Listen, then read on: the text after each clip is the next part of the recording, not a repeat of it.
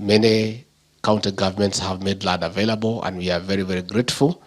And we want to urge that those who have not been able to identify land for the affordable housing program to continue doing so that we can create affordable housing for our people. And this is a program between the counties and the national government, and we ask for your support.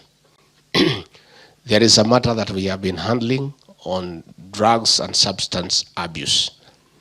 And the truth of the matter is that after a few meetings with stakeholders in Rift Valley, in the central Kenya region, in the coast region and other areas, it has been established that after the advent of devolution and the function of licensing was removed from NACADA to the county governments, everything seems to have gone haywire.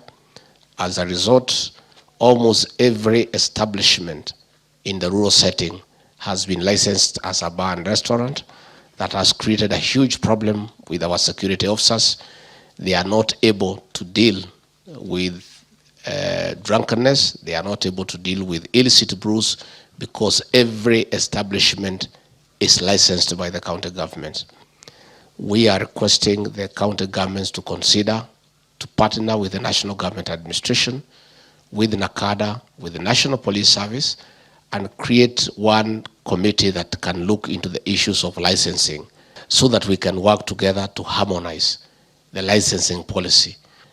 As it is, the matter is out of hand, and we are unable as a national government to police the distribution of illicit liquor because it's finding its way into licensed establishments by the county governments, and it becomes difficult to take action against people who are licensed.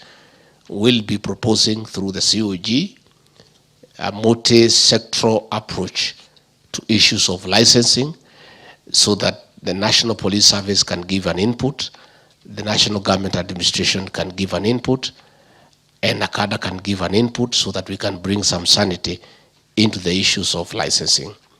Again, we are asking the county governments to consider the establishment of rehabilitation centers in each and every county to deal with the patients. Even as we try to fight alcoholism and drug abuse, the truth of the matter is that quite a sizable portion of the population is addicted and is sick and requires medical attention. As you are aware, our governors, treatment of addicts is very, very, very expensive. The private clinics are charging something between 100 to 150,000 per month, and the addicts require a minimum of 3 months. At 400, 450,000, it's beyond the reach of many people, and therefore we are asking the county governments to consider the establishment of rehabilitation centers. As the national government, we are willing to have a discussion on how we can partner, how the national government can try to create a conditional grant to a certain extent, and the county government can do the rest so that we establish rehabilitation centers in each and every county. And I also want to take this opportunity to thank all of you for your cooperation in the fertilizer subsidy program that has been going on for the last few months. After the registration of farmers, there was a lot of cooperation from the county governments in establishing the last mile distribution network. Many governors were able to establish sub-depots and also communicate with the farmers. And I want to ask, even as we go for the short trains, a similar program is underway. I request that we continue cooperating for our farmers. I want once more to say that we have given instructions to our officers in the counties, the county commissioners, the security teams, to create a good working relationship with the governors and the county governments because we serve the same people. And so far, we have not had any complaints from the county governments, from the governors. And I invite you at any one time, if you have challenges with our officers from the national government in matters cooperation, I'm available to be able to make the right interventions. I want to take this opportunity to thank the governors from counties that were hit by drought for the cooperation that I received from the governors and their governments. as we dealt with the worst drought in 40 years. Through good cooperation between ourselves and the county governments, we were able to make the various interventions, and we made sure that no Kenyan died from drought. And we are grateful to God for the good rains and for what is happening in the counties. And we appreciate that we are not yet out of the woods. We continue to make interventions to support our people and livelihoods in areas of food and in areas of livestock. All revenue generated from licensing of bars and other establishments be availed specifically to deal with rehabilitation and advocacy, so that we can deal with the challenges that are emerging from this situation.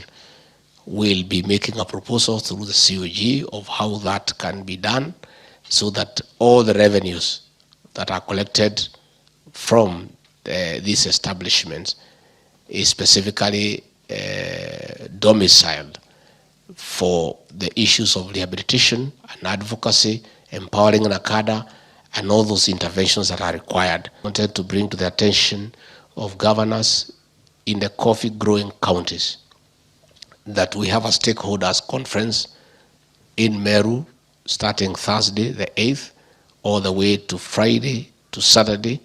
We'll be checking out on Sunday morning to have a stakeholders conference to discuss matters coffee, to look at the various laws, to look at the various interventions on how we can make interventions in that subsector that used to be the leading foreign exchange earner for this country, and today is a poor fifth, and production has gone down because of poor prices.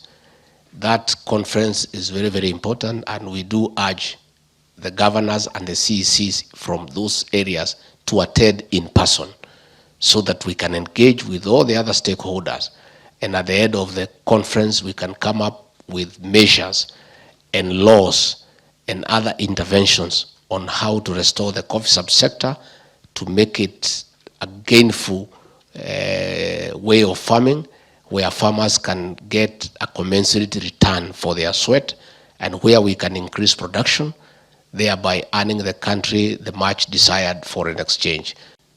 Partnering with the national government in issues of land adjudication and issuing of title deeds to your respective people in your counties.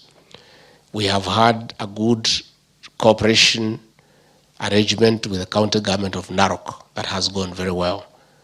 The county government of Narok came and approached the national government and indicated their willingness to partner in this matter, and they were able to provide funding for surveyors from the national government, and as a result already we have issued 5,000 titles in Narok West constituency, and another 10,000 titles are underway. I want to request counties that have challenges with issues of land adjudication, especially in northern Kenya, the counties of Meru and others, where issues of land adjudication have not been dealt with since independence, for the governors to consider how we can partner with the national government so that we can work together to speed up the issues of land adjudication and issuing of title deeds.